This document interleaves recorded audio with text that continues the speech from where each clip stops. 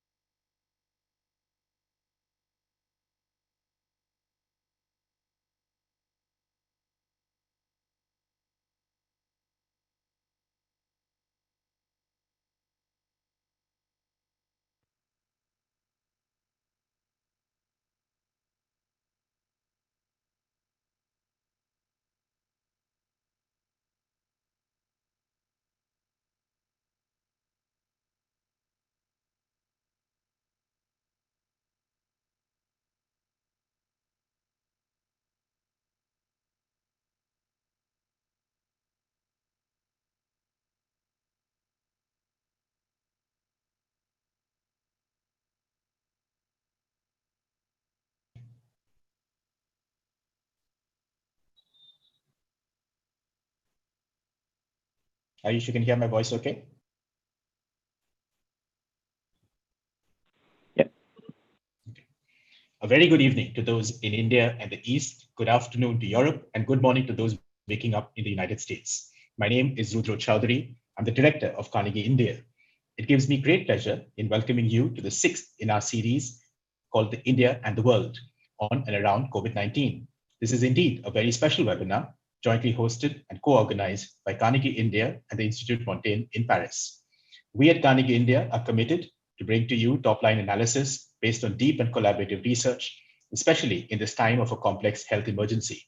The pandemic has deepened the fault lines across issues around globalization, international cooperation, global trade, the potential for factor market reform, the future of work, the import of technology, the balance between privacy and contact tracing, the role of the international, and the rise of the national. These are only some of the areas of interest that our scholars and research teams investigate and explore. Our work on COVID-19 is organized in a dedicated webpage accessible through our website, carnegieindia.org.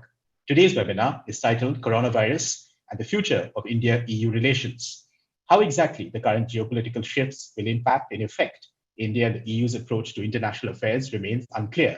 What is clear is that the international environment today is a lot less certain than it was a few months ago, and certainly since 2016. The EU Commission and the Indian government have discussed the potential for a free trade agreement in over a dozen rounds of negotiations, with little to show for it.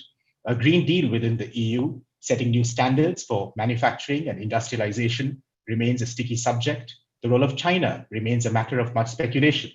Whilst India has stayed clear of the Belt and Road Initiative, European countries from Greece to Spain have enmeshed themselves in large and far-reaching Chinese strategic and infrastructural investments. The present and the future of 5G exemplifies what is seemingly Europe's divided approach to China and Chinese digital infrastructures. Yet, in the past 2 decades, the relationship between the EU and India has significantly changed.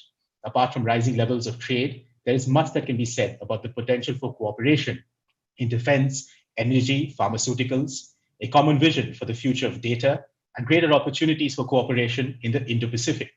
But how exactly will the two sides negotiate a tougher and perhaps less forgiving international environment in this time of uncertainty? What will it take for the opportunities in this crucial relationship to be realized between the EU and India? To examine these questions and fault lines, and to give us a clearer picture of what really are the challenges in the present and the extent to which the experiments in this relationship will pay off, we're joined by a very special set of speakers, Francois Gaudemont, Ambassador Rakesh Sood, Erkki Mellard, Garima Mohan, and William Etchikson. Francois Gaudemont is a senior advisor for Asia to Institut Montaigne in Paris. He is also a non-resident senior associate at the Carnegie Endowment for International Peace in Washington, D.C. He's an external consultant for the policy planning staff of the French Ministry of Foreign Affairs. Until December 2018, he was the director of ECFR's Asia and China program. A longtime professor at France's National Institute of Oriental Languages and Civilizations. In 2005, he founded the Asia Center, an independent center for research on Asian issues. Rakesh Sood is a distinguished fellow at the Observer Research Foundation in New Delhi. He joined the Indian Foreign Service in 1976, first serving in Brussels, Dakar, Geneva, and Islamabad in different capacities, and as Deputy Chief of Mission in Washington, D.C. At the ministry, he set up the Disarmament and International Security Affairs Division, or DISA, in the Foreign Ministry and led it for 8 years. He has served as India's first ambassador and permanent representative to the Conference on Disarmament in Geneva, and later as ambassador to Afghanistan, Nepal, and France. After retiring in 2013, Ambassador Sood was special envoy of the Prime Minister for Disarmament and Non-Proliferation, a position he held until May 2014.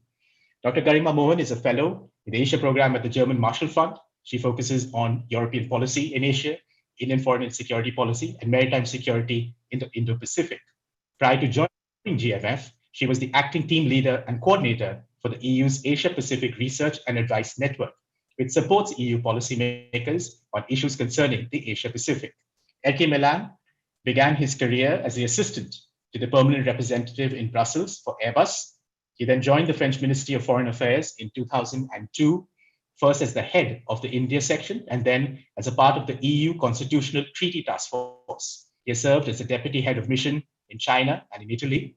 Erke Melan was appointed as the advisor to the Minister of Foreign and European Affairs in 2009, before serving as the chief of staff of the Minister of European Affairs and the Minister of Higher Education.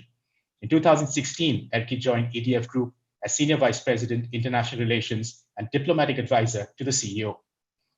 William Etchison is an Associate Senior Research Fellow and the Head of Digital Forum at the Center for European Policy Studies in Brussels. From 2008 to 15, he served as a Senior Manager at Google, working on many of the search giant's most difficult issues, from the launch of the Chrome browser to the battles over Google Books and the right to be forgotten. Before Google, William worked for 3 decades as a foreign correspondent in Europe for a series of US publications. Before I turn over to our guests, a couple of housekeeping points. We have over 150 people who have registered for this call on Zoom and many more on YouTube Live, hence making it very difficult to voice your questions. I would encourage you, for those on Zoom, please pop your questions in the Q&A box that you will find in the center bottom of the page. For those on YouTube Live, please add your questions to the comment section. They will be relayed to me in real time, and I will bring them back to the panelists. With that, could I please turn to Francois for his opening remarks and to perhaps help us frame the debate for the discussion today. Thank you very much, Rudra, and I must thank Carnegie and you for the opportunity to talk with colleagues and to address such a large audience.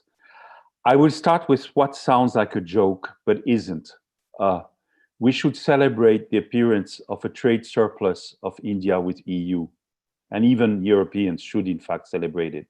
Why? India is a developing and emerging economy. It has always felt uneasy about opening trade liberalization because it felt it might turn against it in its disfavor. And we now see, and you've testified to it yourself, we have an increased trade, and actually that not only works for India too, it works just slightly more for India. And I think this is how it should be for some time. The second thing is that India-EU relations are always something that are the second topic in the room after another one. It's either our own economic conjuncture and policies, or its relations with China, or even with the US. And therefore, there is a kind of stop and go quality to these relations. Right now, we're in stop mode. I shouldn't hide it. The free trade negotiations have halted for some years. There hasn't been much contact the past few months, even though there was a conversation between the National Security Advisor and Joseph Borrell, the EES primer. But we need to restart. What I would argue is that we have a fantastic list of topics to restart. First, the pandemic and the virus. None of us created it, but we suffer from it. And we have, with both our continents, we have an issue with methods of fighting the virus. We have an issue with confinement. We have an issue with finding vaccines. We have an issue in deciding for digital tracing, for example, or even tracking. This is something in which both India and Europeans take balanced view. They hesitate, which is perhaps the sign that they are mature democracies. So we should dig into that, and perhaps this should help digital transfer agreements between the two regions. We have other points of convergence. Clearly, there is a lot of talk about diversification of supply from China. I'm not saying decoupling, I'm not saying fragmenting, I'm not saying reshoring, but it's clear that in a number of key industries, India is one of the main candidates for that diversification. It's hugely important for me that India seize the occasion and ease up on some of the conditions, take the opportunity to become the second largest economy to be able to welcome companies that want to separate or at least to minimize the risks they have been taking in China. A third important aspect is the green economy, the Green Deal. Is that a danger or an opportunity? Of course, everybody in India and in other natural goods producers will worry about a so-called border green tax, which may come. Many people advocate it. But it's also important to remember that India itself is a leader in alternative energies, is a leader in changing its production mode. So I think there is much more to be achieved by cooperation in this direction. And again, it's both an economic and a societal issue. Three, we have always been pillars of multilateralism. India a bit defensively, more attentive, let's say, to defending its sovereignty within multilateral system and also to fairness towards emerging countries which perhaps don't yet all have the role that they should play. France and Europe a little more offensively. But at this point, we face common dangers. We face the danger of one superpower emerging that is trying to steer international organizations in its own direction, putting up the money sometimes, but often also cajoling or threatening to reach its goal. And another big mature superpower, which is being very loud about leaving some of these international organizations. We have a huge interest in cooperating to keep these alive, and we have a huge interest to talk about reform, to agree perhaps before others on some reforms. I'm thinking both WHO, WTO. This requires from India a kind of forward look beyond its defensive approach. And of course, it requires from Europe some accommodation to Indian requirements, which are very often the requirements of other emerging countries. What are we going to do with the US-China fight for supremacy that is emerging? I personally do not accept a number of things. I don't accept that every conversation goes back to the psychology of Donald Trump. Yes, he's a factor. But what runs through the US is deeper. It's a sense of frustration at how the world has been going. And the US has been a prime defender of our freedom in many circumstances and is still very needed today. So let's not hide the fact that whatever dreams of neutrality we have, there is more proximity in a lot of situations with the US. However, we need to balance it sometimes within the context of an alliance or of a convergence on common goals. I don't think we're ever going to create what you could call a league of middle powers. 5 years ago, it was a league of democracies. Now people think about a league of middle powers. That's not going to work, and India is not going to be a middle power for long. It will become a big power pretty soon. But I think it's hugely important that we be able to talk among ourselves, to acquire positions. Everybody, of course, is jockeying for his own interests in front of the US, as is the same as with China. But this works, it's self-defeating. It works against every one of us. China, finally. The devil is in the fact that we don't face China on the same issues. We don't have a border with China. It seems you do these days. That seems, again, particularly striking. We have a longer experience of Chinese trade surpluses. You have acquired that experience recently. You're testing the grounds. It is very important, again, here, that we establish rules, that we manage to have them maintained in order to resist the pressure from China. What I watch from the European perspective is the extraordinary talent that Chinese diplomacy has above any other for putting every partner in its own box. I'm not even saying dividing, but just, reduce you to your own local status in talking with a dragon. it's hugely important that we break the walls of these boxes. And I think India is one of the prime candidates. The fact that India is not a formal ally of anybody is in fact a help. It's not a hindrance. It means we can deal more objectively with the conversation over China, that we are not constantly as Europeans faced with the issue, are you with us or against us? Or are you aligned? Or if I use a word that had another meaning, are you non-aligned? We are not aligned, but we are not non-aligned. This is, I think, very important. I will just close my initial statement very quickly by saying that concretely there's a lot that needs to do also on defense and on maritime issues. This is perhaps more of a French cause than a European cause. It's also a British cause, just for historical reasons and reasons of presence. But the French are working hard, for example, to get the Germans and others on board these issues. And we have been the most forward-looking in terms of cooperation with India, to including base sharing, including working together in the Indian Ocean. I think you can see the writing on the wall from what's happening in the East China Sea and South China Sea and over the land border. It's clear that these problems are not going to disappear. They are going to grow. And there too, we need to help each other, just preserve stability, as everybody is saying, even China, in fact, and avoid incidents, avoid accidents. I'll stop there for the time being. Francois, thank you so much. If I could turn to Ambassador Su, then with your opening remarks, if I could also ask you, Francois talked about the potential for India to take a forward approach. He's talked about if India could be a candidate to break the box and the importance of rules in the international system. Given the current crisis, I was wondering if you could frame your opening remarks, but also keeping these points in mind. Thank you, Rudra. And let me also compliment you and Carnegie India for organizing this and on a theme which is so pertinent today. You know, there are certain trends that are taking place and that have been accelerated with the COVID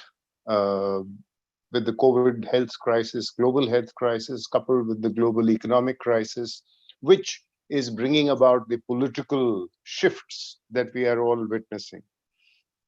And I think if we try to identify these, we all are familiar with it, but very simply, the rise of Asia, because I think the Asian economies will probably recover faster than the Western economies. A China that is going to use this opportunity to make its presence felt. It was already doing so, but we will certainly see a stronger China. A US which is in retreat, and while earlier there was a feeling that perhaps US was not interested in a leadership role, or it was kind of ducking away from a leadership role now, there is also a question about US competence in terms of a leadership role, particularly when you see the manner in which it has dealt with the COVID-19 crisis.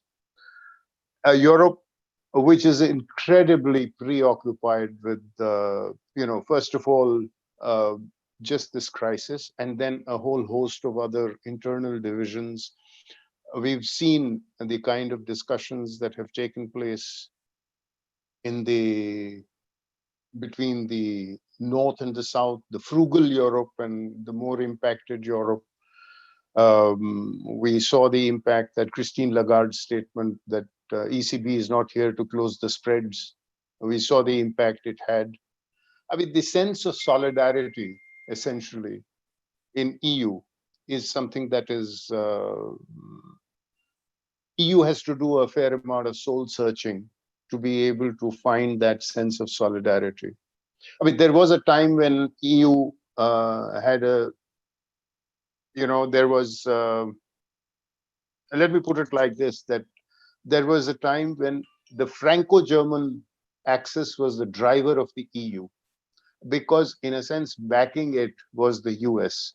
Today, the Franco-German axis is certainly a prerequisite for the EU to achieve anything, but it is not adequate.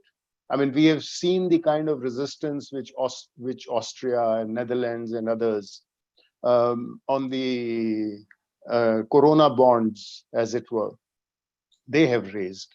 We also see, I mean, you know, there are, we also see the 17+1 phenomena. I mean, if you look at the 17+1, the China's engagement with certain Central European and East European countries, it is clearly exploiting it in a manner in which the EU has let that happen. So, and that obviously is going to reflect itself in the fact that if America sees China in a certain way, and we see China in a certain way because we share a border with them, as Francois reminded us. I mean, not that we need any reminding these days of that. But how does EU see China? I mean, EU will not have one view on China. It has a divided view on China. Can it have a coherent view on China? So that's, and then in addition to that is, of course, the internal thing that, you see, there was, as I said, there was a time when Washington was not part of EU, but certainly it was there as an invisible presence. And democracy was what was driving it. I mean, Portuguese and Spanish applications for membership of the EU were kept pending for over a decade because they were not democracies. Until they became democracies, only then did they join the EU. I mean, today you have EU members who proudly claim themselves to be representatives of illiberal democracies, whatever that means. And EU can do nothing about it. And so there are certain internal issues in EU. Is Brussels going to act as the glue that will hold the EU together? I mean, if Washington was the center of gravity in a sense that provided it a certain political clout, is Brussels going to take that role? Traditionally, it hasn't. And so I think the EU has to look for its own center of gravity. Now, we know that there are certain limitations in the sense, you know, common foreign and security policy and all the rest of it. But nonetheless, I mean, Brussels has clout, but Brussels has clout as a regulatory superpower because it's an affluent community of 400 million people. And so in that sense, there is a regulatory clout. I mean, the clout that it has, that if EU sets GDPR, for example, on data, or on food, or on pharmaceuticals, or things like that, the rules it sets can have global implications. So I think in terms of rule making, that's possibly an area where I think India and EU can work together. But in terms of looking at China, we have to see whether EU is able to have even a coherent view internally or not. So I think some of these are, there are limited opportunities. And at the same time, I would be quite honest in admitting that India will have its own challenges. I think we are quickly realizing that the COVID-19 is going to take an enormous impact on the Indian economy and how we are going to be able to cope with it. As it is, the Indian economic growth rate had been declining, but the latest reports are that it will go from what was anticipated as maybe 1.9% by the IMF or something like that. There are already people talking about -5%. I mean, how does India cope with that? What does it do to India in terms of dealing with its own? Because the external environment is not necessarily a supportive environment. So how do we? The growth will have to come from within, and how do we manage that? So I think I'll just stop there and say that at the same time, finally, see, one thing that is very clear is that unlike in the past, where we could have had, where we had the luxury of non-alignment or whatever, because the Cold War was taking place elsewhere, right now, the rivalry is going to unfold at our doorstep. And as Francois reflected on that. So I don't think India will have the luxury of adopting a hands-off, a non-aligned posture. We will willy-nilly have to get involved. We will willy-nilly have to get our hands dirty. And that is therefore going to be an enormous preoccupation, whereas EU will have the benefit of distance, as it were. It therefore has the luxury of time to focus on its own internal preoccupations. How much will EU be able to contribute in terms of engagement with India is the question that I would like to pose to some of my European friends. Thank you. Thank you, Ambassador Sood. If I could just turn to Erki Melad. And Erki, along with your comments, if you could just, Ambassador Sood talked about the EU essentially being a regulatory superpower. It's seen to be the kind of normative machine that either countries turn to or countries look to mimic on a whole range of issues. But he also mentioned the fact that that the Indian economy is likely to contract by perhaps -5%. That's the figure that Goldman Sachs has. The NCAER, which is a respected think tank in India, has it at -10%. Keeping these limitations in mind, and that the growth story in India is quite obviously going to take a hit like everywhere else, how do you see the future of the EU-India's economic relationship amongst other factors? Thank you. And thank you for giving me this opportunity to talk about this very important topic. And I must say, as an observer, not an expert, what strikes me over the past 2 months, we've heard a lot and read a lot about China and Eastern Asia, how Beijing, Seoul, Taipei, Tokyo, etc., managed the sanitary crisis, and they made the headlines. We've heard also a lot about China-US relation and a bit about China-EU relations. And let's be frank, at least from a European perspective, we've heard much less about South Asia and India in that particular context. And of course, there are, I understand, good reasons, mainly the origin of the virus. But I think this demonstrates also the gap that we need to fill in terms of attention, maybe on both sides, but clearly on the European side, when we look at Asia and multipolar Asia.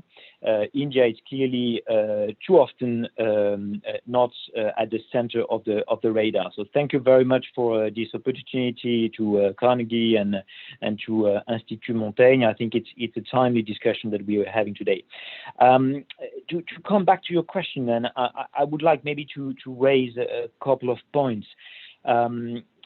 First of all, and now speaking as a company, and again, not as an expert, I must say on both issues, on the EU-India relation and on the economic perspective, so to say, I'm quite optimistic. And let me maybe stress one of two issues to back this opinion, so to say. First of all, because I think the Indian market will remain, of course, we have questions regarding the consequences of the current crisis on the Indian economy. We have a lot of questions regarding the solidity of the financial system. But we've also seen for years, I mean, EDF, my company has been in India for more than a decade, and we've seen also tremendous structural changes in the last couple of years, structural reforms regarding the fiscal system, for example, but not only, also regarding social security networks, etc. And if we look at the energy sector, which is the sector my company is active in, we have seen also tremendous changes in terms of renewables. For example, EDF is the European leader in renewable energy, and we are investing heavily in India on renewables. I think by 2020 we'll have 1.5 gigawatts of renewable capacity built or being built in India. We have other large projects in the civilian nuclear energy. And we are also doing a lot of energy services and rolling out, for example, 5 million units of smart meters. And I think all of these, and I've talked to colleagues from other companies. I think all of this will continue, and I would like to come back to what François Godement said. I would even say that the current crisis opens some opportunities for the two continents. If we look at the decoupling issue that is very fancy nowadays, and the idea for more resilient economic systems and value chains, nobody is seriously considering repatriating the whole value chain in one country or even one region. And if there is less dependency on one country, let's say China or Japan, it may be. I mean, the consequence may well be that we will invest more in another region, because what is important, and this is also true for energy, including renewable energy, where we heavily rely on the Chinese supply chain. What we need is to diversify the risk. We will not suppress the risk, and we will not produce everything on the European soil. We may try to produce more strategic components on the European soil, but we will need and will develop our international partnerships, including India. That's the first point. And the second and last point I wanted to raise is regarding the EU-India relations, and you've asked me directly how I see it evolving in the near future. Well, again, I think it clearly depends on the will on both sides. I think there is no evident driver to get India and EU closer. There is a lot of common grounds, but I think there is no sense of urgency, for example, or sometimes threat is also a good incentives to move forward in terms of diplomatic efforts or cooperation. But if we look at the bilateral, not the bilateral cooperation between India and the EU, but let's say the vast range of opportunities ahead of us, climate change is, for example, clearly one issue where the EU and India could cooperate more. Innovation also is clearly, I think, an area where both region, both India and EU could cooperate more. And I would say also data and the digital economy, and that leads us maybe to it's not from for the business community to say, but if we look at values being too democratic area, create also some common grounds to cooperate in the digital economy. The way you deal with privacy issues is clearly very, very important in that respect. I think, as François said also, I don't see China as an obstacle neither an obstacle nor a drive for closer cooperation between the EU and India.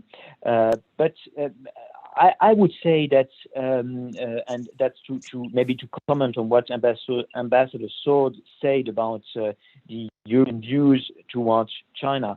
I would say, although we do share a common border, and that makes a huge difference, obviously a huge difference, I think we started to the vision to change a bit, and we Europeans are starting to look at it way. We want to keep close cooperation, especially in terms of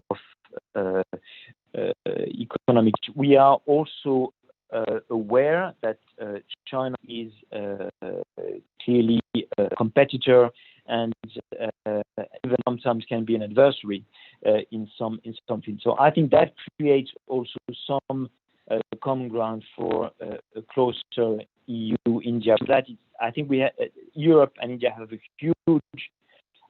They have no. There is no no bad blood, I think, in elections if we look in the long run, and there is no zero-sum game on the international stage. And clearly, I think both regions can achieve more if they cooperate more. Thank you. Okay, thank you very much. And before I move to Garima Mohan, I just have one question to you, which is that we've long heard about supply chain diversifications, and in this entire crisis, one of the popular themes is that some companies will unplug from China. It will diversify not just to one country but to a set of countries. As a industry person, and also as somebody who's served in government, are you beginning to detect that? Is that actually happening in practical terms, that companies and boardrooms are seriously discussing unplugging their footprint from China and perhaps trying to cooperate and trying to move them to places like India or perhaps Vietnam or Thailand? Is that happening in an active sense? Well, in the energy sector, where it's not, I don't know if it's not yet the case, but what we are seeing in Brussels, for example, it's clearly a new awareness that diversification is a must. And in that respect, I haven't seen yet any countries or any particular region emerging. And I think it's good if it's that's the job. That's a job for the business community and maybe not directly for government. But what is clear from the French perspective here is that India clearly is already a strategic partner and a very solid partner. Thank you, Erki. And if I could just move to Garima Mohan and perhaps a completely separate set of issues on defense and security. Francois ended his comments by talking about the potential in greater defense cooperation. You're someone who spent a lot of time working on the Indo-Pacific and a range of security-related issues. So, Garima, where are the opportunities, and are they different today than they were, say, on the 8th of January 2020, or has something significantly changed? Great. Yeah. Thank you, Rudra, for the invitation. Very happy to join this panel, particularly on the day that Dr. Jaishankar just announced the EU-India summit is back on track. So, Francois, your earlier complaint that there's nothing happening looks like some summits and some talking is going to start. I'm going to make 3 points in response to your questions, Rudra. First of all, how the coronavirus crisis has changed or sort of will lead to a reckoning of what should be Europe's foreign and security policy priorities.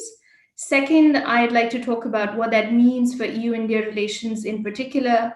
And third, just briefly mention security cooperation trends that are already existing, because there is a lot of misconception about what Europe and India are doing, what they can do, generally very negative assessments, but there has been things happening on the ground, and then more towards what the sort of corona crisis will lead to in the future. So talking about the first sort of broader question of trends post-corona, as Ambassador Sood mentioned, the crisis has accelerated already existing trends in a number of ways. And what I see in the debate in Europe are two things. Firstly, tensions with China are at an all-time high.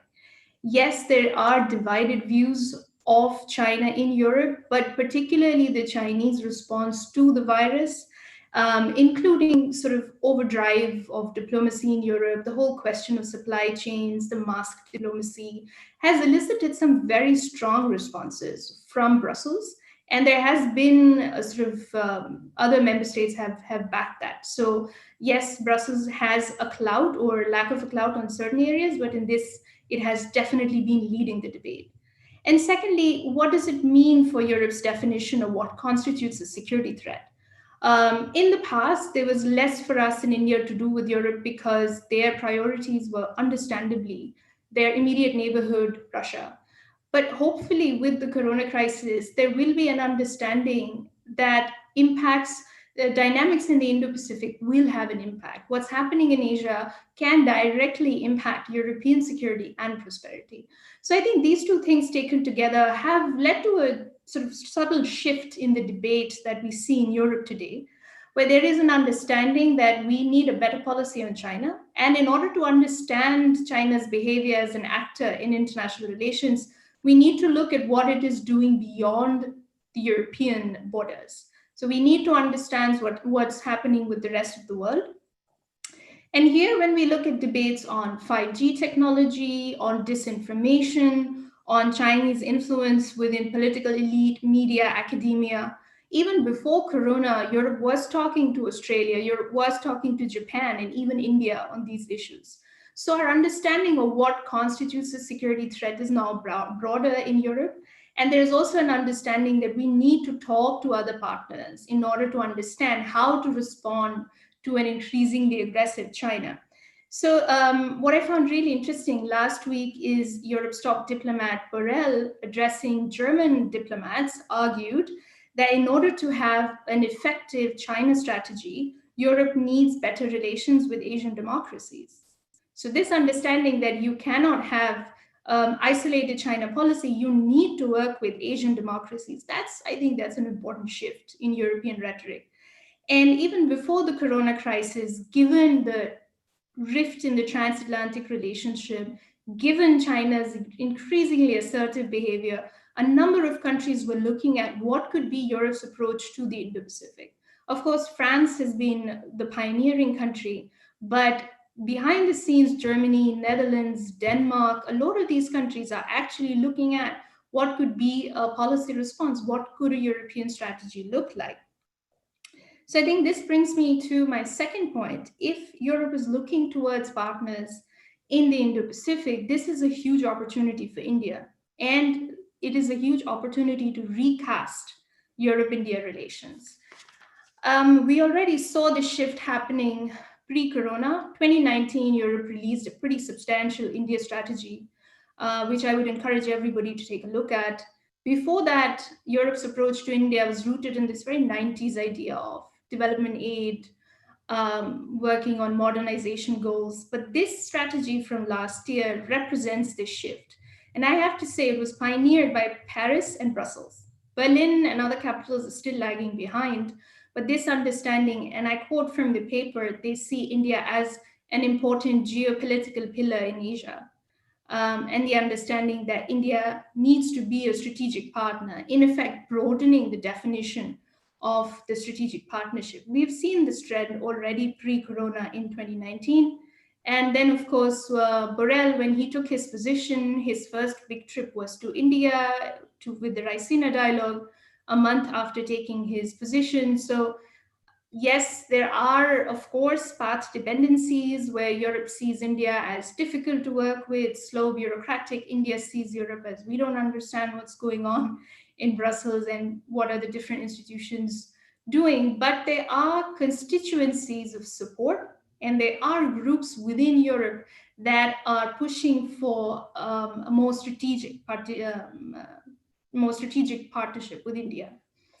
And that brings me to the third and final point of security cooperation. What are the trends? Pre-corona, we already saw some sort of work on cyber, on nuclear. There are these sort of working groups, EU and India, looking at these issues. Had the summit happened in March this year, we would have seen the deployment of a EU military attaché in the EU delegation in Delhi. Forming a group on maritime security. In my prediction, Indian Ocean would be the next theater of competition, and it should be the next theater of cooperation between Europe and India. Of course, France is leading there, but to everybody's surprise, the German Navy and Ministry of Defense announced this year that they've acquired a new frigate and they will deploy it in the Indian Ocean, participate in the Indian Ocean Naval Symposium, go all the way to Australia. I mean, no one expected this from Germany particularly. But you see that in ministries of defense, the idea that we need to think beyond immediate neighborhoods in Russia, we need to take the China factor into account. Indian Ocean is our extended neighborhood, and India is the preeminent partner in this region. So I definitely see that happening. And on your question of what changed after the pandemic, I think here the questions of lawfare Chinese role in international institutions, sort of suppressing information, but also questions of 5G, disinformation. These will be the new avenues of cooperation, or in fact, these should be the new avenues of cooperation. Sometimes in India, we are a little bit stuck. When we think of security, we only think of Afghanistan, Iran, bigger questions, but we don't really think about these other sort of non-traditional conversations that are to be had that will have an impact on our sovereignty, on security, etc. So I think on these questions, there is much more scope for EU and India to work together. Of course, there's some caveats. As I said, there'll be path dependencies. Post-corona, we'll see budget cuts, particularly on defense issues. But I do feel that this is the path for EU and India to move forward. We'll see what happens in the summit, but I would expect Indian diplomacy to be a bit more active in European capitals on the Indo-Pacific issue, and Europe to pick up the whole question of middle power diplomacy and making these coalitions, because they've been looking at the world through the lens of US-China competition for too long. And perhaps the corona crisis is a time to restock and take, look at other partners. I'll stop there. Thank you. Okay, Garima, thanks a lot. We'll come back to the Indo-Pacific, and I think it'll be good to try and assess whether this is really a EU-India area of cooperation, or if not, just an Indo-French one, notwithstanding Germans having a frigate, the UK is out of the EU. So we'll come back to that point in itself. If I could take it to Bill Etchison. Bill, you've done plenty of work on data. You're a super wonk when it comes to technology. You worked at Google. You reported on these issues for a very long time. Francois, Ambassador Sood, and Erki all mentioned the importance of data. So I was just wondering, can you just take us to kind of a different stratosphere in saying, what really is the future of India and the EU when it comes to data cooperation? What does that actually mean? Yeah, no, that's a really interesting way of introducing it. Thank you, Rudra. I appreciate the opportunity to discuss these issues. We already discussed a lot of them back in September when we met in Portugal for an interesting conference. And there were a lot of tech challenges, I think, facing Europe and India at that time, and a lot of conflict. It was over Indian privacy legislation, Indian data localization, Indian tech protectionism, I think, really was setting the tone in the divisions driving apart not only India from the United States, but also from Europe. And we'll get back to that, the sort of privacy negotiations over data transfers and so forth, which are the big, I think, digital issue between Europe and India. Now, what's been the impact of COVID on European tech policy, European thinking?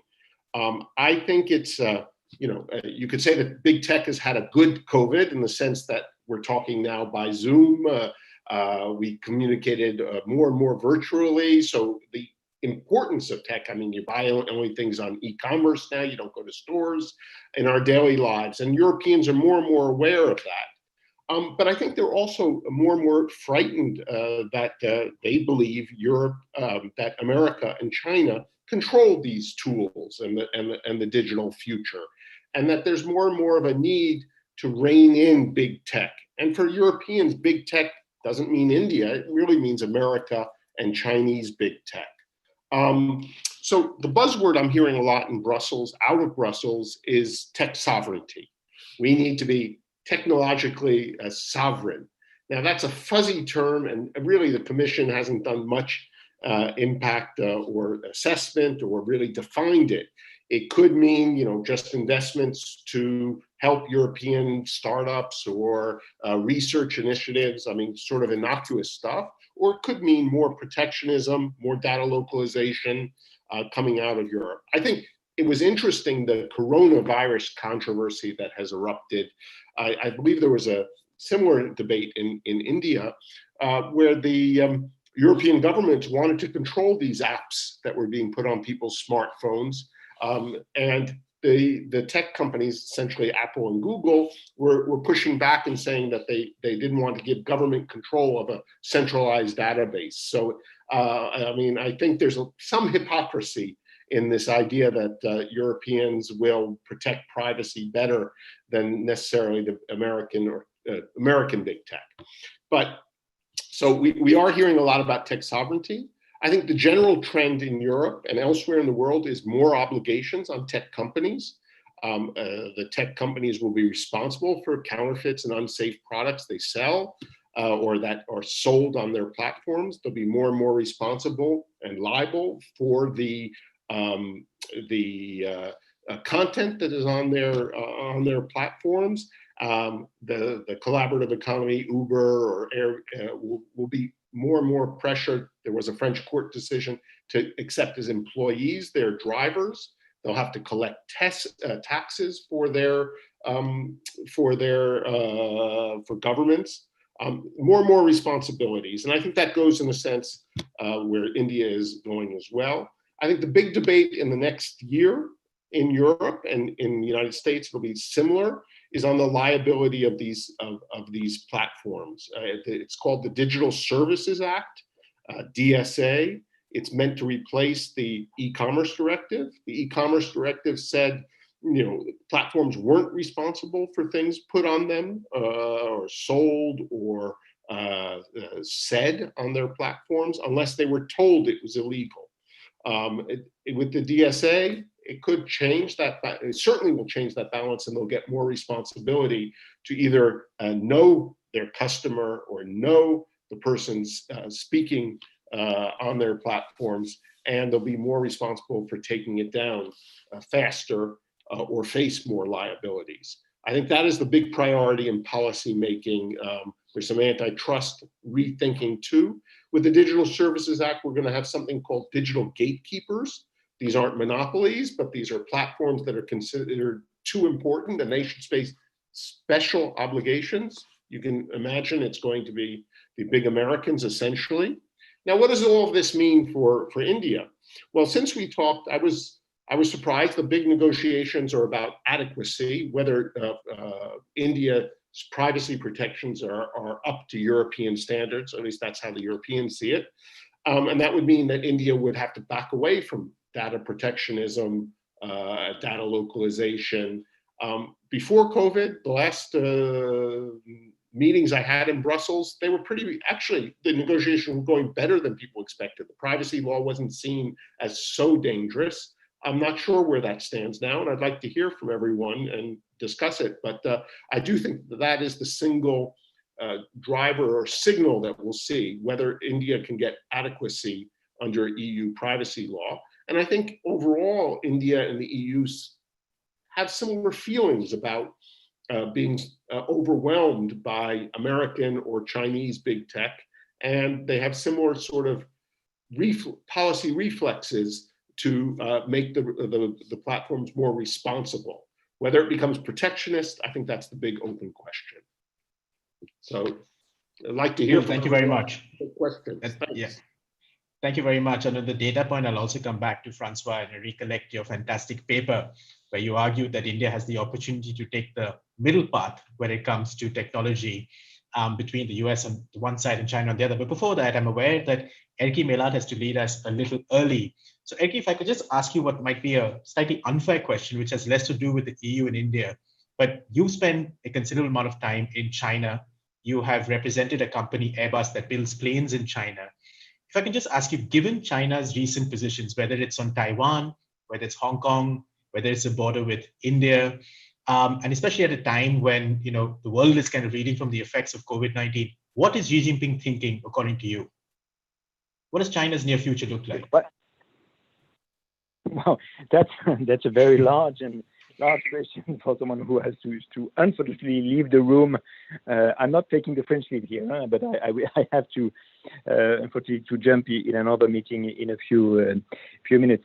Well, I think definitely China is there is nothing completely new here.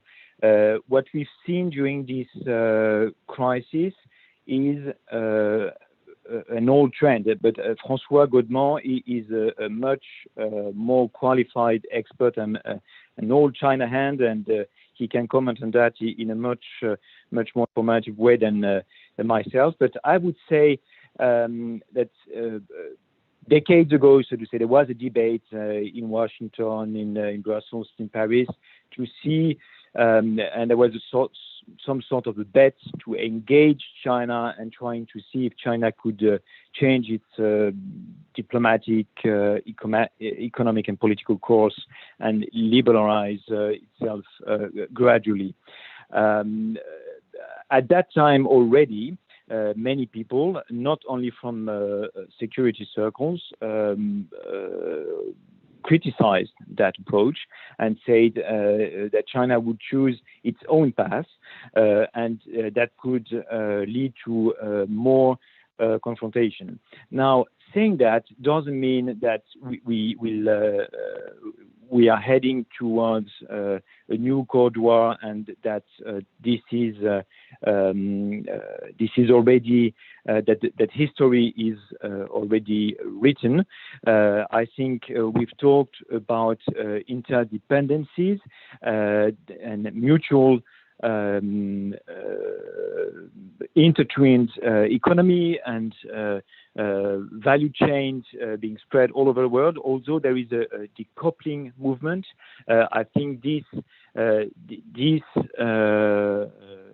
remains a strong basis also for cooperation. And at least in Brussels, there is this idea that on some topics, we need to continue to engage China, and climate change is clearly one of the issue where at this time, at least, cooperation with China seems more and more important, and even more feasible than cooperation with the United States, for example.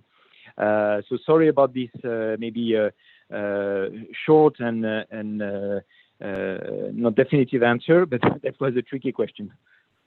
No, it is very good. Thank you, Enrique. Thank you so very much. If I can just turn back to Francois Goudnemar for a second. Also, there's a question from Ambassador Rajiv Bhatia on the future of the Atlantic Alliance. And it's a point that Enrique made, which is that at this point, perhaps from a European perspective, cooperation with China, he said, if I'm not mistaken, seems more probable than cooperation with the United States. Where does this kind of crisis in this particular period leave the old Atlantic Alliance?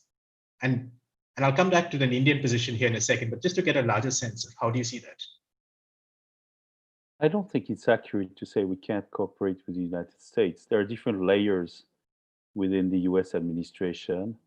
I'm not, of course, I don't want to voice the familiar argument about the adults in the room. But it's clear that Donald Trump thrives on entertaining uncertainty. It's his mode of operation. And unfortunately, it applies to all. So we don't have certainty about what his next move is going to be. That's not true of a good part of what the US is doing. And in any case, we don't have a clear choice because many things are actually decided by China. Either non-involvement in negotiations or not moving positions, or as we can see with COVID, a kind of general assertiveness that turns into aggressivity is something that's very striking. I think we are living in an age where China is coming on its own, shaped by Xi Jinping, according to his prejudices, to his biases, to his beliefs. I credit the man with believing in what he says. I think we've got a leader who is a real Marxist, in a way. Marxism, he understands largely through relations of strength, by the way. That's what he took most from Marxism and Leninism. And you can say that any statesman at some level believes in relations of strength, but he is really more serious about it than anybody else currently in circulation. So this is the dilemma that we have. The trends with the US, relations were not always rosy with the Obama administration. It let us down, to be frank, in part on Syria at some point. It wasn't the usual or previous military backer it had been in the past when worst came to the worst over Ukraine, over Donbass in particular. I'm not talking Crimea, but Donbass. We know that if we get another president, which is entirely possible, of course, this November, we will get a superficially better dialogue without the nasty surprises that we occasionally have, or the rhetorics, which, by the way, are often for domestic consumption. But we will get some of the hard questions and some of the divergences of interest too. It's clear that the US has now graduated to an era where it's defending primarily its own interest and alliance very second. And that is something to ponder, of course. It's an incitation for Europe, of course, to move forward. I'll answer later, if I could, Rakesh Sood, on some of his, and there's a question, by the way, from a participant, which I would join with Rakesh Sood's speech. Thanks, Francois. If I could just turn to Ambassador Sood. Ambassador Sood, there are two questions. So one is, when we consider the EU, there are many in India who really, the EU obviously plays an important role. It's a bureaucracy. When it comes to major agreements on climate change or the Green Deal or data, the bureaucracy will matter a great deal. But the one country that really stands out as a hegemon, if you like, within the European Union, as far as India is concerned, is France. It's a country that you have served in as an ambassador. Earlier this year, you were awarded the Command of the National Order of Merit from France. Would that be a fair description that our relations with the European Union, apart from the regulatory need to work with the European Commission, but the real game in town over here is a much stronger relationship with France, whether it's on counterterrorism, whether it's on security, and a whole range of other issues? The second question I had is, you recently wrote this article in The Hindu where you talked about the uneven international environment today. I was just wondering, what does the future of multilateralism look like from your vantage point? And does the EU play a role there? So I think you're on mute. You're on mute. Okay. Thanks, Rudra. I think, there has always been this little dichotomy that because there are certain areas where individual countries, individual European countries, guard their own sovereignty quite zealously. And France is no exception. I mean, France sees a special role for itself as a P5 member, as a country which is a nuclear weapons state, and as a country which has also followed its own foreign policy. I mean, yes, we have a common foreign and security policy that the EU has, but very often what happens is that as EU ambassador in Delhi, more than one EU ambassador in Delhi has told me, well, when there are uncomfortable things to be told to India about human rights or something like that, then the EU ambassador goes and makes this démarche. And when there are other deals to be struck, then, the French or the Italians or the British or the whoever it is, then they sort of do it bilaterally. So there is this little dichotomy.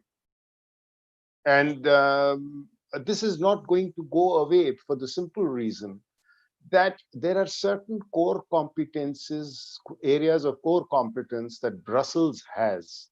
And as you said, now climate change is one. It is seen as a global issue. So obviously, EU will take a position, and it will be a position that will be that will represent all member states. You take renewables. Again, something similar can happen here. But when you come to terrorism, when you come to putting in resources, then things become a little more tricky.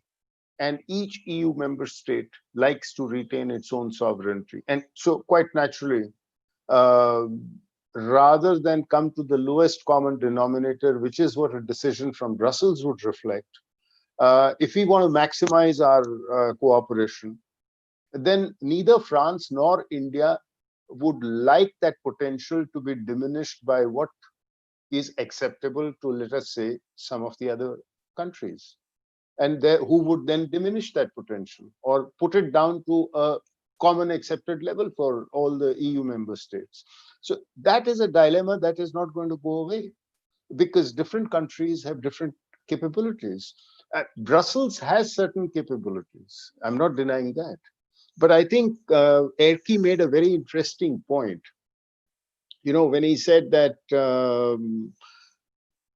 what is it that brings India and EU together? Now, if you think about it, I mean, I think one of our speakers said about India's bureaucracy and, often very frustrating and so on. And but everybody who's dealt with Brussels also finds Brussels to be an incredibly complicated negotiating partner for obvious reasons, because after all, whatever they're negotiating on, they have to take 27 people along with them. So so there has to be, while there is a certain degree of attraction of values and rule-based order and something like that, the geography today sets us apart, and there is no external threat driver, as it were, that pushes India and EU together. So is there a sufficient gravitational pull, or should there be an external threat driver also that helps give a political push to overcome the inevitable bureaucratic hurdles that one complicated bureaucracy in Delhi will have in dealing with another complicated bureaucracy in Brussels? To come to your second thing, I think multilateralism is absent. I think, we tend to use labels, and sometimes I think we convince ourselves with these labels. Look, multilateralism came in the wake of World War II, but very quickly the UN became a playground for the two superpowers. And what we thought was genuine multilateralism post the Cold War during the 90s was actually not genuine multilateralism. It was unilateralism. So let's be clear on that score. I mean, if I still remember talking to my Chinese colleague during the CTBT negotiations, in the last stages of the CTBT negotiations, when China actually backed away. China had been insisting on a PNE, an inclusion of PNE in the CTBT, and eventually they backed away, and they had to go along with the zero yield definition that the US wanted them to. And I asked my Chinese colleague as to what happened, and he gave me a very simple answer. He said, Rakesh, the problem is today there is one superpower, tomorrow also there will be one superpower. Now, the second part of it is, well, we'll see when we come to that. That may be his ambition or his driving force, as it were, for the 2020s. But nonetheless, the point I'm making is that the decade of 1990s was not really a decade of multilateralism. So we have not actually seen multilateralism. We have either seen bilateralism paralyze multilateral structures, or we have seen unilateralism drive multilateral structures in a direction in which the US wanted at that stage. So now that there is no leadership, and it's, like people call it a G0 world, and, there's nobody there to take leadership, as it were, for various reasons. So you find multilateralism at an impasse. And in fact, during the decade of the 1990s, what we saw was a hollowing out of genuine multilateralism. Vested interest came in. I mean, you take the WHO's budget is today 80-20. 80% of its budget is actually from voluntary contributions, and 20% comes out of its regular budget. It used to be the other way around in the 1970s. And this is not just true of WHO, this is true of virtually all multilateral organizations. Their budgetary situation is such that they have become dependent on voluntary contributions, which are invariably tied. The IAEA is another case in point. So under the circumstances, multilateralism doesn't seem to be taking us very far, which is a pity, because the kind of problems you're facing are global problems. Thank you, Ambassador. I'll come back to multilateralism to Francois in a second, and a different aspect of multilateralism with Bill. But Garima, we've got a couple of questions on terrorism. Ambassador Su talked about the need for a security relationship. Eriki talked about an urgency, for instance. Professor Chintamani Mahapatra asked, can counterterrorism now be in a kind of a bind? Is there something in the kind of CD relationship between the EU and India which can bring it closer today than it has in the past? Is there something there, or are we basically just doing the same thing that we've been doing in the past? I mean, yes, in a way. So I was looking at the list of questions, and perhaps a related question to what you asked was also when in case of terror attacks, it's only France that sort of reacts, and what about the EU? And it ties into the question that Ambassador Sood was talking about earlier. Sometimes what member states use Brussels for is to push these wide-ranging resolutions that would then apply for a lot of countries. So it's usually behind the scenes, France, Germany, other partners sort of pushing, trying to push something through the EU level. And we've seen that change. At the time of the surgical strikes, for instance, it wasn't just France that issued a statement. Germany issued a statement, the EU issued a statement. Even back then, under Commissioner Mogherini, under whom probably India EU did not have the most warm relations. You could see towards the end of her time too that the EU had taken on this position. So sometimes I think in our understanding, we look at Brussels very differently from other member states. We forget the behind the scenes negotiations where certain member states, certain friendly member states, stronger member states are working together, are forming coalitions to push through regulations, which then would apply everywhere. And it's the same with the 5G paper, with investment screening. Sort of the EU comes up with these broad regulations, member states follow what they can. And here, I think India can work on different levels. We can work with member states on certain issues, be it counterterrorism or others, and we have to work with Brussels when it comes to these wide-ranging resolutions we want to push through when it comes to all of Europe, or when it comes to our partnership with every. But I do feel like in terms of a security partnership, maybe we should look at other new avenues. I mean, we are also sort of stuck in these 5 or 6, like counterterrorism and a few other questions where I think we need to be a little bit innovative in thinking about where does the EU strengths lie, where is Brussels a good talking partner, as Ambassador Sood mentioned, and where are the member states better talking partners. And if I may also jump in on the question earlier on the sort of, is Europe more inclined to cut a deal with China than the US? Perhaps because I'm from a transatlantic organization, so I have to take a more positive view. But even though the Trump White House is not, seen well in anywhere in Europe, behind the scenes there has been a lot of working close cooperation between US bureaucracy and Europe on a lot of China-related issues. We don't perhaps see it in the public domain in media quite often, but it's not to say that these conversations are not happening. It's not to say that Europe is now completely on one side and it's the China partnership that's more important.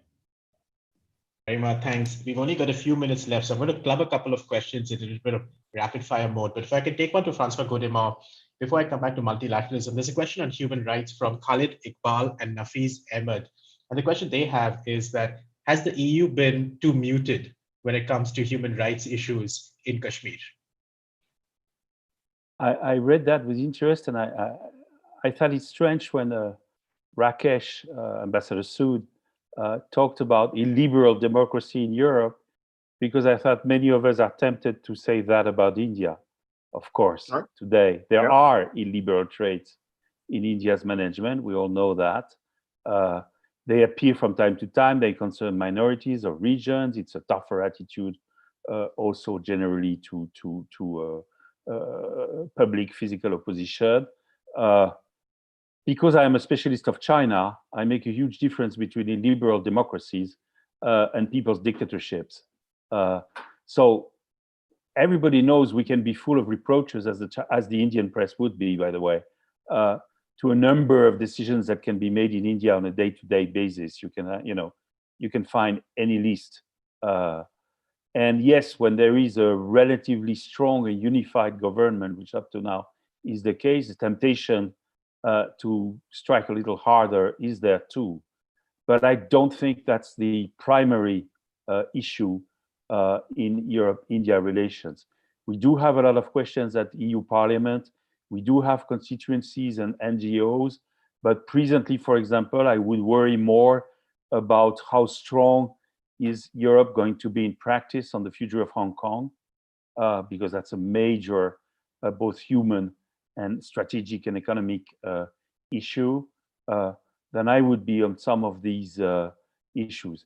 There is another fact for people like me who are instinctively more liberal and would prefer, of course, other methods. We don't want to sing in the wind. We don't have enough of a strong relationship with India overall. Some of this has come through what was said, to be able to talk efficiently about this, to have effects. So, 5 or 10 years ago, a predecessor to Ambassador Sood would have said that Europe keeps wanting to teach Asia lessons or to teach India lessons, and that you're not ready. Today, Europe has changed. It is a little more muted on some of these issues. Another issue I want to, and it's also linked to what Ambassador Sood said, is about Europe's divisions of strength.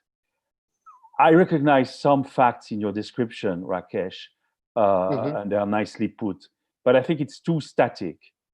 If Europe has been able to agree just a few days ago on what amounts, when you count everything else, to a 2 trillion euro plus package, that's $2.3 trillion plus package after the COVID crisis, if it has agreed to, sorry, it's a word we're not supposed to say publicly, some form of mutualization of debt, it means that Europe has just had another what it takes moment, as it had in 2012 after the euro crisis. You say we're divided about China? Not so. When we vote at unanimity, yes, one country can formally block a resolution. By the way, that country is often Hungary, the one which I think you had in mind when you were talking about the liberal democracy. And that country is careful about the issues that it picks. If it's anti-dumping, it doesn't veto the bloc. If it's South China Sea, perhaps it calculates it can afford to do it.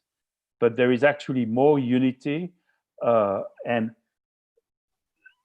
the obstacle we meet is the one that several questions have put it, is the lack of collective hard power. So what's the use of going beyond a certain point if we don't have the power to implement it? We're a limited union, you're absolutely right in describing that. And therefore we have to set goals which are well in proportion to our means. And that's the big limitation. But I would say that there is less disunity. It's threatened, I agree, at the beginning of the COVID crisis, for example, on economic issues. It's getting resolved these days. And I don't take the present semi-opposition of the Frugal Four as anything that's going to prevent the EU moving forward. I think we found a way forward. Thank you. Francois, I'm going to give Ambassador Sood the last word in a minute to conclude the discussion. But before that, and just before I move to Bill, very quickly, Francois, we've got a question from Sameer Guduru and Pranav Ganesh, which I think ties in quite nicely with your last point on 5G. Europe is, you suggested that Europe's a lot more united when it comes to China, but on issues like 5G, BRI, Chinese investments, we see a lot more division, for instance. So has the current crisis affected the way Europe, or particular European countries, deal with China in a material way? Francois? Yes. Sorry, I was on mute. Yes, it has, and there isn't that much disunity. There is disunity about 5G within every country. There are constituencies, telcos, especially the ones who are on the losing side, which want cheaper suppliers, and that often means a supplier from a certain country in the immediate. And there are those who have locked themselves in.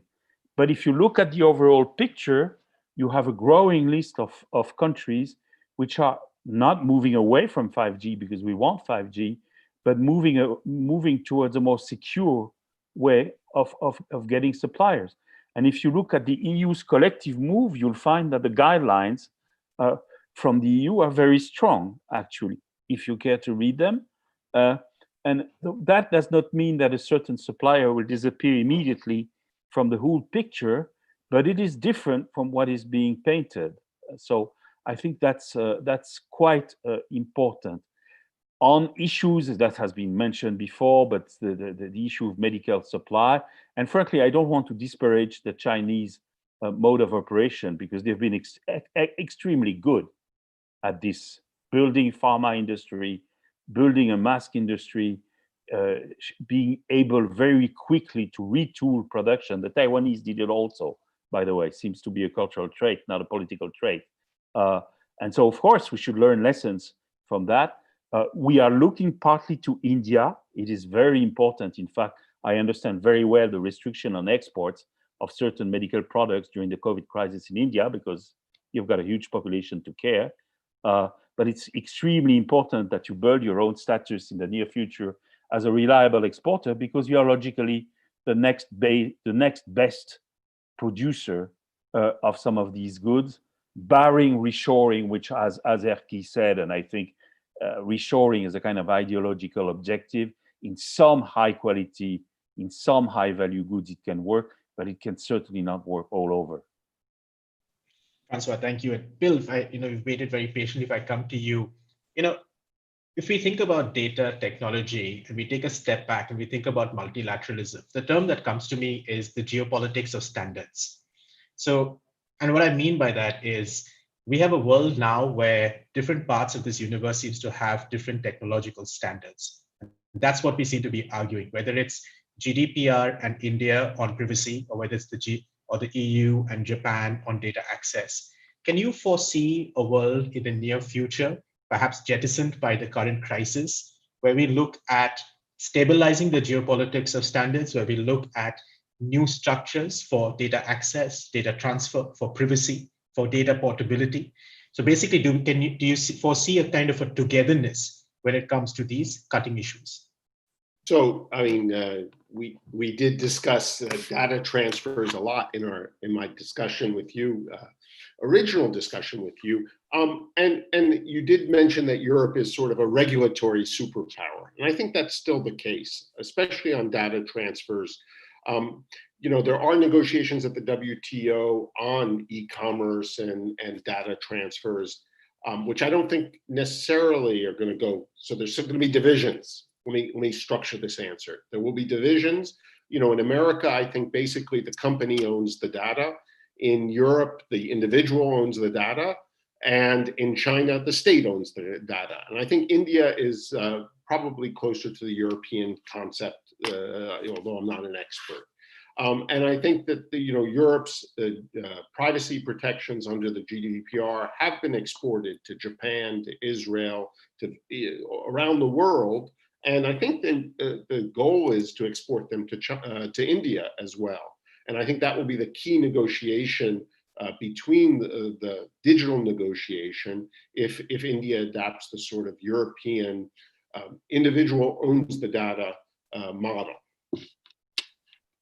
Bill, thank you. And to conclude the session, keeping an eye on the clock, the last word to Ambassador Sood. Thank you, Rudra.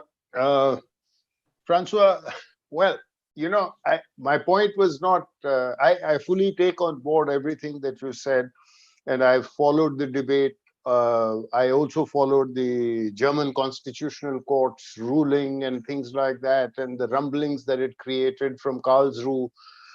It related to something else, 2015, but nonetheless, the only point I'm making is that I'm delighted if the announcement that Macron and Merkel made on 750 billion.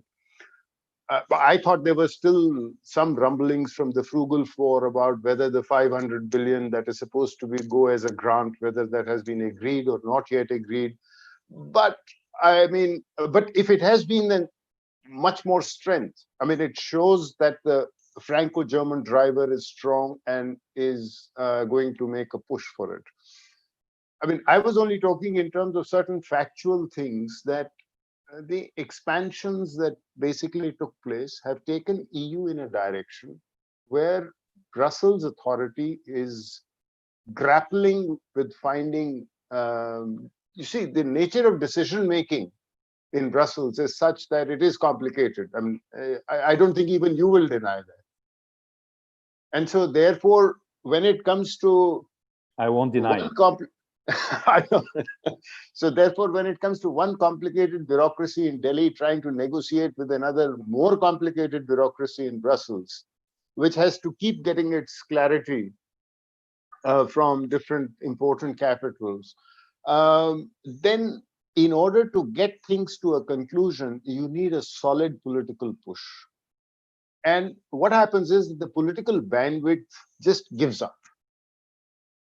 And that is why, for example, the EU, the Trade and Economic Cooperation Agreement is basically languishing because of that.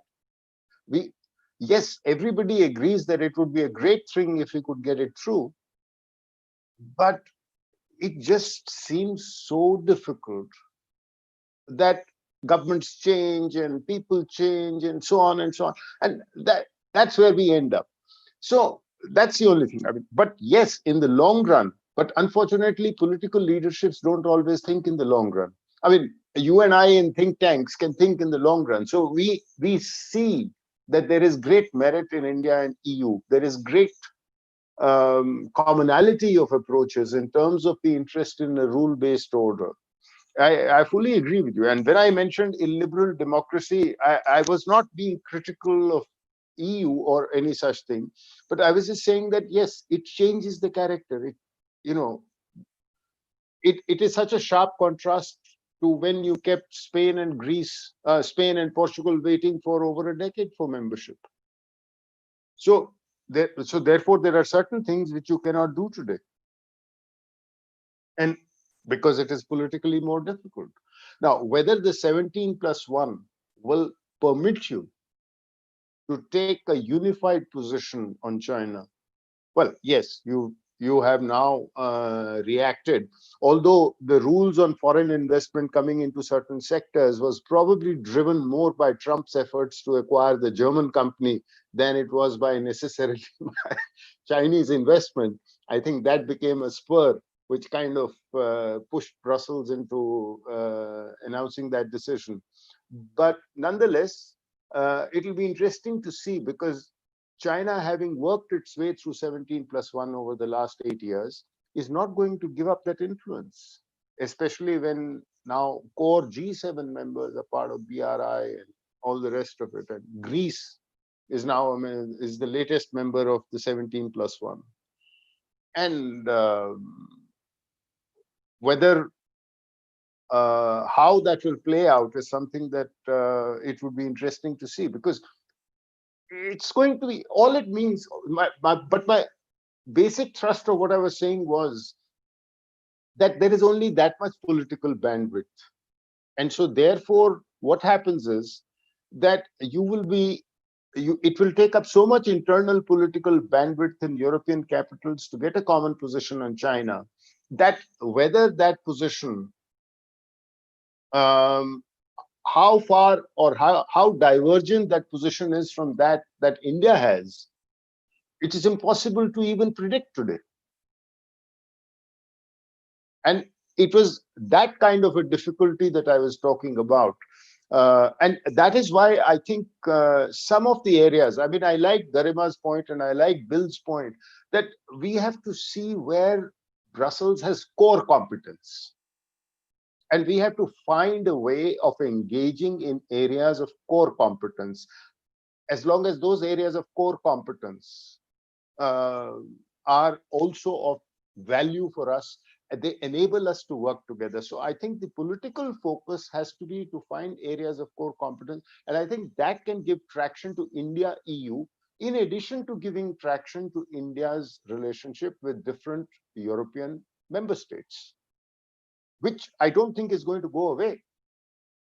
And that is why I think that, I mean, Indo-Pacific, how will what will EU bring to Indo-Pacific is something that is, I mean, we can have that offline with Garima at some point, but, it's difficult because that's not a core competence for Brussels. I mean, I was posted in Afghanistan. We had the 34-member International Security Assistance Force. One of the key reasons why things went so haywire was because each country had different rules of engagement. The Italians sitting in Herat had different rules of engagement. The Germans sitting in Kunduz had different rules of engagement. the British sitting in Helmand were keen to do a side deal with the Taliban, and the Americans in Kandahar had different rules of engagement. So how do you do this? Anyway, that was an aside. I mean, don't want to get into Afghanistan. That's No, I think anyway, that's I don't. I think the points. Yeah.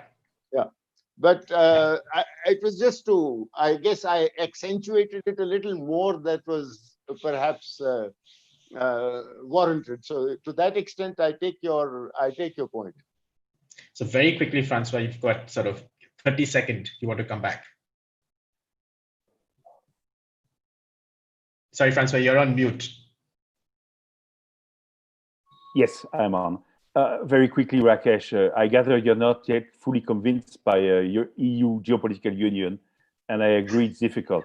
In a way, China is helping us because of the problems it creates. And if I move on to geoeconomics, here would be my conclusion. China is like, those vulture funds that circle companies or countries, and they can spot what's not going well. And if you ask them, they'll say, well, we're helping to clean the scenery. In a way, China is keeping us honest and engaged on our periphery to our Central and Eastern European members, because if we do something wrong, they'll say, hey, we'll call China. And even if that doesn't work completely economically, it will have some political effectiveness. I just wish that China was not the only guy on the landscape able to do that. We would need to balance it in every way. But I understand very well the limitations. I've always said the EU remains a work in progress, 50% done, 50% not completed. And we're just moving inch by inch, crisis by crisis, towards a better result. So thank you very much. I think that's a really rich and involved conversation. I should say is that there's a real milestone I think that's been reached in the EU-India relationship today, which is it's the first conversation over 90 minutes where no one has talked about a free trade agreement. And I think that in itself perhaps shows all the different features of this relationship. But Francois Gaudemont, Rakesh Sood, William Hutchinson, Karima Mohan, thank you so very much for joining us, and to the audience from different parts of the world, thank you.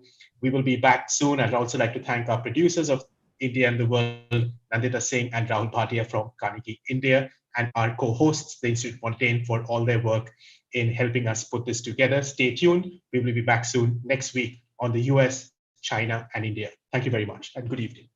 Thank you. Thanks, Rudra. Thanks, Rudra. Thank you. Goodbye. Thank you. Thank you, Rudra. Bye. Bye. Bye.